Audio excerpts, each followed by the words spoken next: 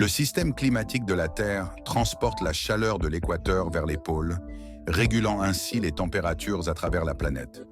Les chercheurs se posent ensuite de nombreuses questions sur la quantité de chaleur captée, sa répartition et la façon dont elle circule. Pour mieux comprendre ces processus complexes, des modèles climatiques sont utilisés pour simuler les mécanismes de la dynamique atmosphérique et de la circulation thermique de la Terre. L'histoire de la modélisation climatique remonte à l'Antiquité.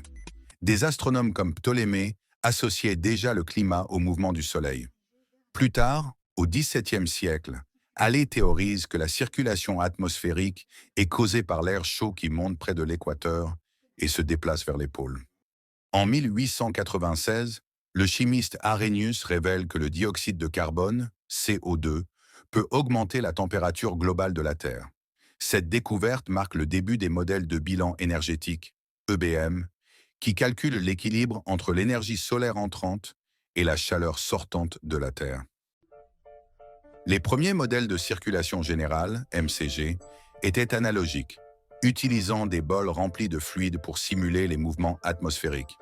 En 1955, Norman Phillips crée le premier modèle informatisé de circulation générale, un prototype qui va influencer de nombreux chercheurs dans les décennies suivantes. Avec l'ajout d'éléments comme l'océan, la cryosphère et l'hydrologie, cela donne naissance au modèle couplé atmosphère-océan, AOGCM, et au modèle du système terrestre, ESM.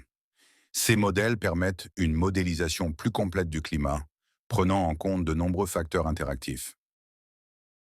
Aujourd'hui, les modèles climatiques sont essentiels pour prédire le changement climatique.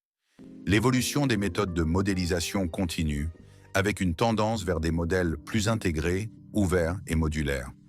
Ces progrès nous aident à mieux comprendre l'impact humain sur le climat et à anticiper les futurs changements globaux.